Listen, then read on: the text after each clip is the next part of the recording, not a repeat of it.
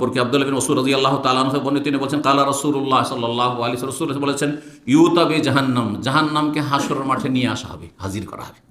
জাহান্নামকে নিয়ে আসা হবে, আল্লাহ জানেন কেমন করে নিয়ে আসা হবে। নবী সাল্লাল্লাহু আলাইহি ওয়াসাল্লাম বলেছেন, সত্য, সাদাকাল্লাহু ওয়া রাসূলুহু। জাহান্নামকে নিয়ে আসা হবে ইয়াউমাইযিন, সেই কিয়ামতের দিবসে, লাহা সাবউনা আলফা জিমাম, জাহান্নামের লাগাম থাকবে। কতটি? 70,000 লাগাম থাকবে। একটা ঘোড়াকে সামলানোর জন্য, হ্যাঁ, দুটো বা একটাই লাগাম, তাই না? দুই দিকে নাকে লাগানো আছে, তাই না? মহিষ দেখেছেন তো গ্রাম অঞ্চলে? জি, একটা রশি দিয়ে একজন মানুষ টেনে নিচ্ছে, মানুষ 3.5 হাতের মানুষ, আর একটা ফেরেশতা, একজন ফেরেশতা পৃথিবী ধ্বংস করার জন্য যথেষ্ট। কত শক্তি আল্লাহ তাদেরকে দিয়েছে।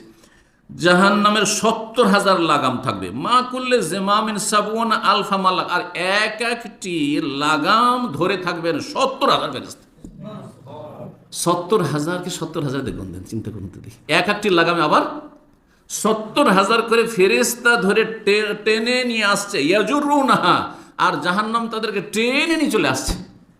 জাহান্নামকে তারা টেনে নিয়ে আসবে, সহিহ মুসলিম হাদিস 5076 নম্বর। এ হচ্ছে জাহান্নাম।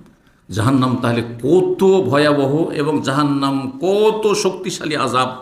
আল্লাহ রাব্বুল আলামিন আমাদের হেফাজত করুন, জান্নাতের পথে চলার তৌফিক দান করুন। আর একটি হাদিস শোনাই সূর্য এবং চন্দ্র সম্পর্কে। এই সূর্যের তাপ গরমের দিনে কেন, এই শীতকালে ঠান্ডাতে সকালবেলা ঠান্ডা লাগছে, সন্ধ্যাবেলা ঠান্ডা লাগছে, আর সকাল 10টা 11টার পরে আর ওই কাপড়, যেই কাপড় পরে 8টার সময়, আমি নিজেই বলছি 8টা 8:30টার সময় যেই কাপড়টা পরে, মোটা কাপড় পরে একটু অফিসে আসছি, আর সেই কাপড় পরে 12টার সময় বের হওয়া যায় না অফিস থেকে। হঠাৎ করে দেখেন এইটুকু গরমে, শীতকালের গরমে চিন্তা করুন তো, তাহলে গ্রীষ্মকালের গরম কেমন?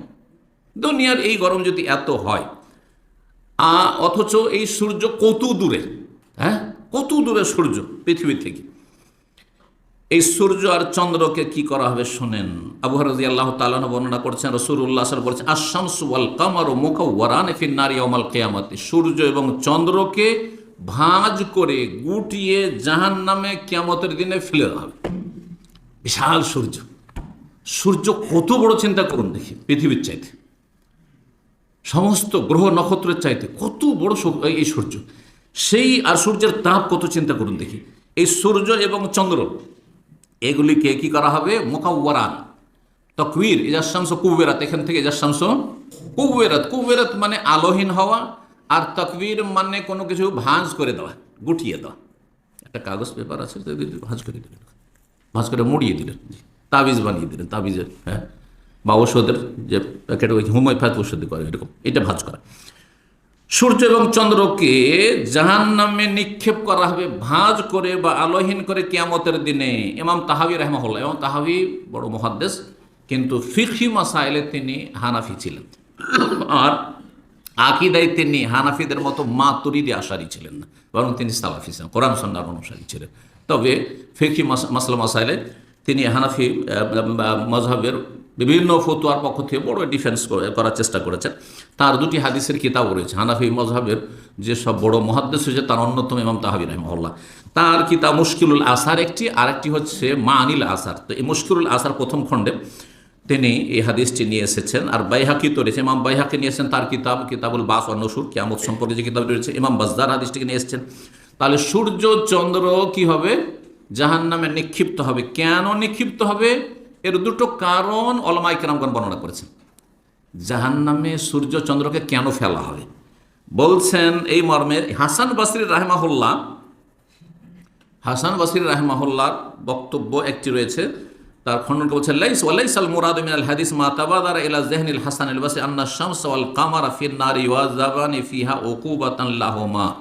বলছেন যে হাসান বসরি রাহিমাহুল্লাহর সংশয় এই ক্ষেত্রে যে সূর্য চন্দ্রকে জাহান্নামে ফেলা হবে আযাব দেওয়ার জন্য। সূর্য চন্দ্র কি দোষ করেছে যে তার জাহান্নামে দেওয়া হবে শাস্তি স্বরূপ? ফাইনাল্লাহ লা ইউআযযিবু মান আতাহু মিন খালকিহি, আল্লাহর আনুগত্য যেসব সৃষ্টি করবে, তার মখলুক সৃষ্টি থেকে আল্লাহর আনুগত্য করবে, আল্লাহর আদেশ নিষেধ মেনে চলবে। সূর্য চন্দ্র আল্লাহর আদেশ মানে না? সৃষ্টিগত আদেশ মানে। আল্লাহ যেই জন্য সৃষ্টি করেছেন সূর্য, ওই কাজ সৃষ্টি করে যাচ্ছে। চন্দ্রকে যে কাজের জন্য আল্লাহ সৃষ্টি করেছে যেভাবে চলতে ওইভাবে চলছে। তো এইসব সৃষ্টি আল্লাহর অনুগত।